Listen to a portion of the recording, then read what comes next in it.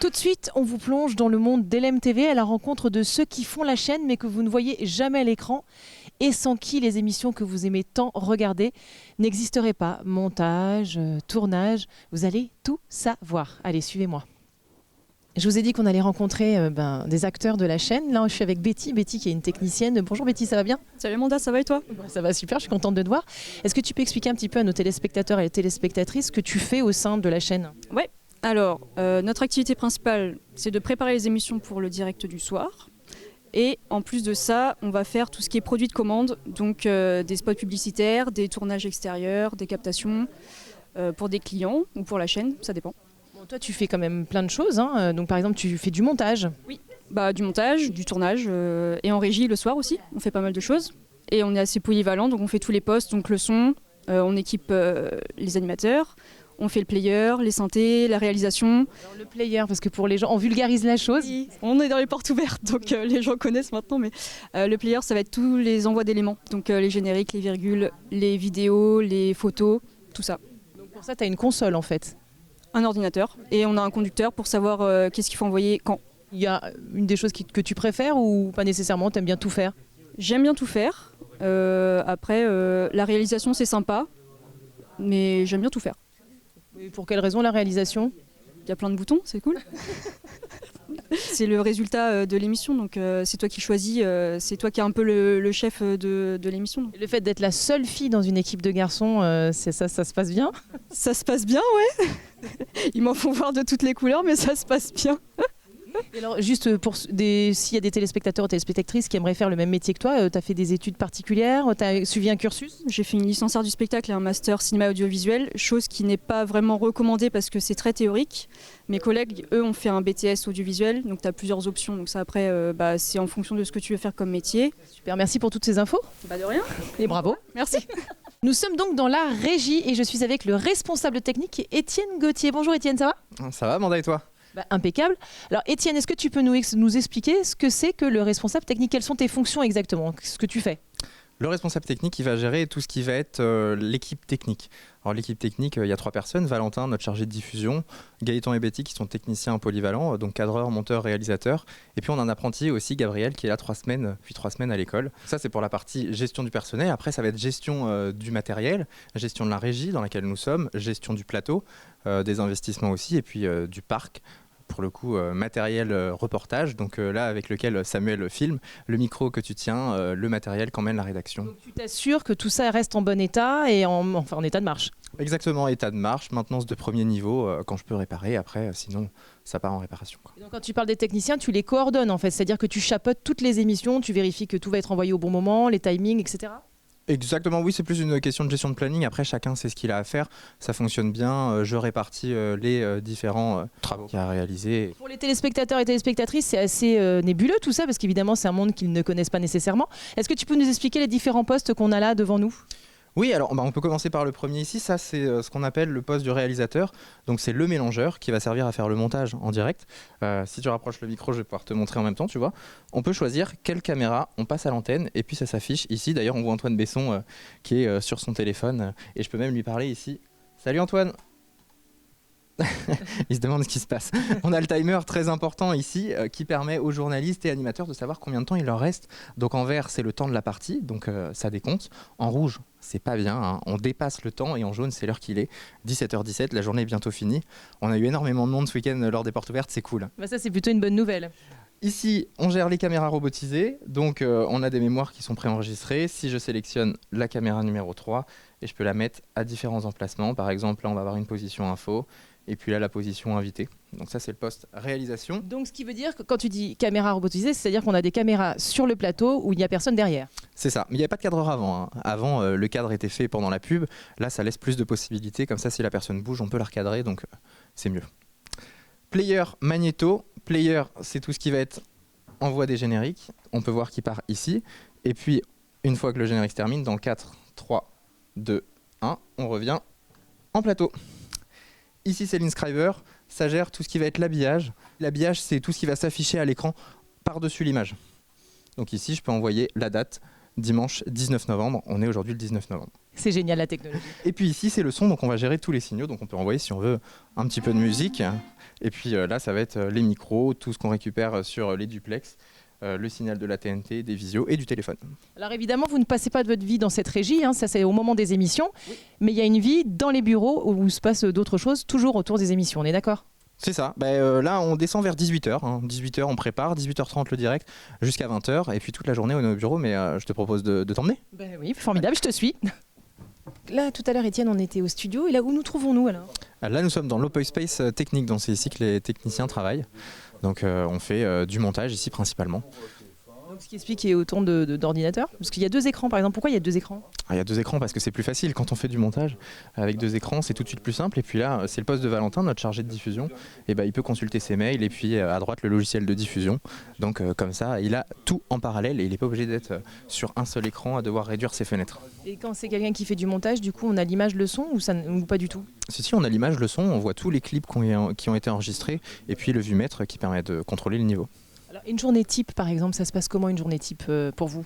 Une journée type, ça dépend. Soit on commence à 10h ou à 14h en temps normal, parce que des fois il y a des tournages où on doit être à 8h ailleurs en Sarthe, ou même plus tôt, plus tard. Par exemple, tournage à 15h30 avec Pascal, il y a un cadreur qui part avec Pascal, on dérush, un montage de ce qu'on a tourné. Bon, alors on dérush. On dérush, pardon Amanda, on dérush, ça veut dire que l'on sélectionne les parties qui nous intéressent. Donc ça, c'est le travail de Pascal. Les journalistes le font eux-mêmes, mais nous, dans la production, c'est Pascal. Il nous dit on prend de telle seconde à telle seconde, de telle seconde à telle seconde, et nous on fait un bout à bout, et puis on met des images. Donc c'est ce qui définit la ligne éditoriale, en gros, le point de vue, l'angle qu'on va... C'est ça, parce que nous on fait de la production, ça veut dire que l'on nous paye pour faire tel ou tel produit. Par exemple les tapis rouges, les focus.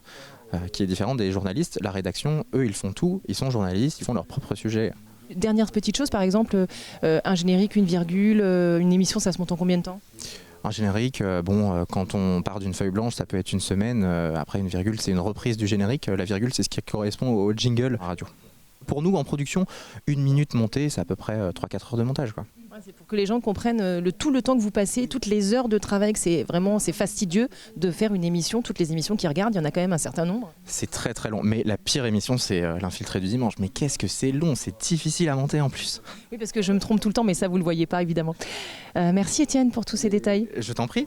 Bon, là vous venez de voir ceux qui sont les acteurs de la chaîne, ceux qui font les émissions. Et maintenant, ce que je propose, puisqu'on est dans le cadre des journées portes ouvertes, c'est d'aller voir ce qu'en pensent les gens, ceux qui se sont déplacés jusqu'ici pour venir voir les locaux d'LMTV. Et non, je ne suis pas Arturo Brachetti. J'ai un vêtement différent, mais parce qu'on est venu la veille en vérité. Allez, suivez-moi. Bonjour, quel est votre petit nom ? Sandrine. Alors Sandrine, pourquoi vous êtes venue aujourd'hui dans l'enceinte d'LMTV ? J'accompagne mon fils qui veut devenir journaliste de sport. Et du coup, je lui ai dit, on a vu l'annonce sur Facebook, je lui ai dit, tiens, est-ce que ça te dirait ? Et du coup, on est arrivé là. Et vous connaissiez LMTV auparavant ? Oui, je le regarde des fois, ça m'arrive et du coup, je le connais. Il y a un programme en particulier que vous aimez bien ? Non, pas spécialement. Et donc votre fils, vous avez le sentiment que ça l'a encore plus conforté dans l'idée de vouloir devenir journaliste sportif ? Oui, je pense. Il est un peu mordu.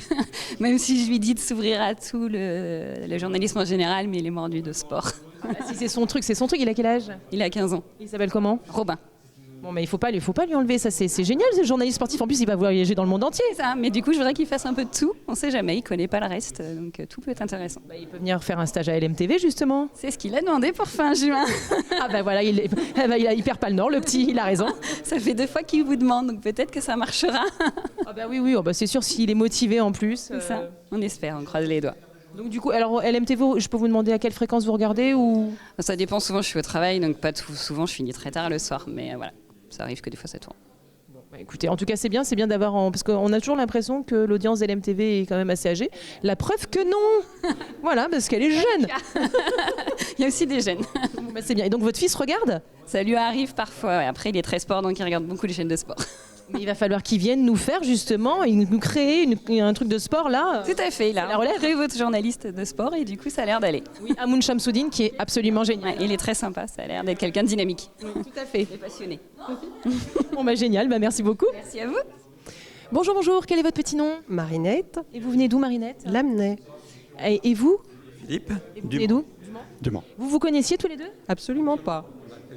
Ce matin. Donc en fait, vous êtes venus dans un cadre un peu spécifique aujourd'hui, qui est donc la journée porte ouverte à LMTV. Comment vous connaissez la chaîne ? Oh, depuis très longtemps, je me souviens même plus, voilà, c'est tellement de temps, mais j'apprécie beaucoup LMTV. Et en fait, c'était surtout pour venir soutenir et découvrir aussi LMTV, les coulisses d'LMTV. Ah, donc ça vous intéressait de savoir comment se font les émissions, de quelle manière? Oui, de rencontrer les journalistes et de voir toutes ces coulisses, voilà. Et est-ce qu'il y a une émission en particulier qui vous plaît ou qu'est-ce qui vous plaît dans la chaîne LMTV? Qu'est-ce qui la différencie des autres? En général, je démarre 18h30 avec la quotidienne et je continue jusqu'à 20h, 20h30, suivant voilà, les émissions. Mais globalement, tout me plaît. Chaque jour, voilà, c'est une émission différente à 19h et j'apprécie beaucoup. Et alors, vous, est-ce qu'il y a un domaine de prédilection? Il y a quelque chose qui vous plaît en particulier, un domaine? Moi, il y a une chose qui m'intéresse du fait de mon parcours dans le privé avant, c'est les entreprises. J'ai vu Pascal Brulon dernièrement à l'ALCAR, je crois. Et quand vous parlez des entreprises, bon, ça devrait parler à tout le monde parce que c'est l'emploi, c'est la création de chefs d'entreprise, ça donne des idées aux jeunes pour pouvoir entreprendre et il faut donner une dynamique aux entreprises. Donc je suis plus sur ce segment-là. Sur le reste m'intéresse aussi, mais d'abord l'entreprise et puis aussi ce que vous faites. Je vous ai regardé l'autre fois. C'est gentil, merci. Vous ne pouvez pas dire le contraire, hein, parce que là, du coup, je vous interviewe. Je ne vous connaissais pas, je vous le dis honnêtement. Et puis, une dynamique aussi chez vous, d'avoir la jovialité, le sourire, le professionnalisme. Merci. Et puis aussi la clarté. Parce que aussi, il n'y a rien de plus difficile que quand on est téléspectateur, de ne pas comprendre. Parce que suivant les sujets, pas forcément chez vous, mais ailleurs, il faut bien comprendre ce que l'on veut. Ce que l'on nous dit et ce que l'on veut ressentir, parce que c'est le ressenti aussi, en fonction de la journaliste qu'on a en face de soi. Donc continuez comme ça. Moi, je suis venu aujourd'hui pour la porte ouverte. Bon, je connaissais il y a quelques années quand je suis venu chez vous, mais c'est soutenir aussi notre chaîne locale, soutenir la liberté d'expression et la pluralité. Moi, je suis pour un libéral. Écoutez, ça c'est un beau message. Et vous, est-ce que vous vous reconnaissez quand même dans cette télévision? La diversité des programmes proposés, les gens qu'on voit, vous avez vraiment le sentiment, nous on se dit télémiroir, vous le ressentez vraiment? Oui. Dans chaque émission, chaque reportage, oui. Et vous êtes venue toute seule ce matin? Avec mon mari. Ah, et monsieur regarde aussi LMTV donc? Oui.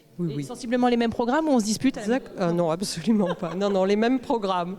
Bon, c'est formidable. En tout cas, merci et merci de votre soutien. C'est super, merci beaucoup. C'est LMTV. Je ne pouvais pas finir cette émission sans dire un mot avec mon patron. On est dans son antre ici. Ça va, patron? Quel bonheur de te voir, comme d'habitude.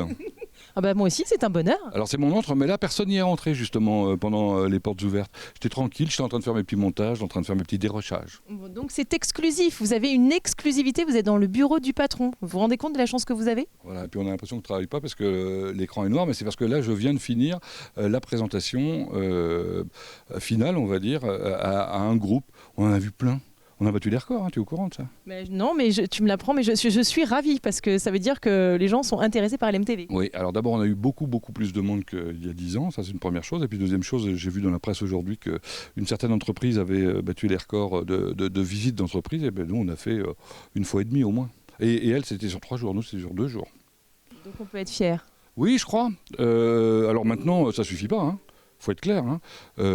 Si vous avez envie de vous mobiliser pour donner 1 euro, 2 euros, 5 euros, 10, 15, 40 000, c'est mieux, eh ben on prend. Ou alors acheter un polo, il est pas mal le polo, il est très sympa le polo, moi je l'aime beaucoup. Voilà, alors on parle pas de polo, l'humoriste, si quand même un peu. On peut parce qu'il est drôle, mais non, on parle de polo floqué avec LMTV. Voilà, polo ou abonnement au club LMTV, il y a plein de gens visiblement qui découvrent l'abonnement au club LMTV. Ça me fait tomber de ma chaise un peu, hein, parce que j'ai quand même l'impression que ça existe depuis longtemps et puis qu'on en parlait assez, mais il faut être humble et modeste et il faut se remettre en cause en permanence, donc c'est ce qu'on va faire. Promis, je vais raccrocher. Bon voilà, c'est un joli mot de fin, j'ai envie de vous dire. On vous quitte, l'émission est déjà finie, mais on se retrouve la semaine prochaine pour de nouvelles aventures, enfin j'espère. Ça sera un bonheur encore. En attendant, prenez bien soin de vous, on vous embrasse.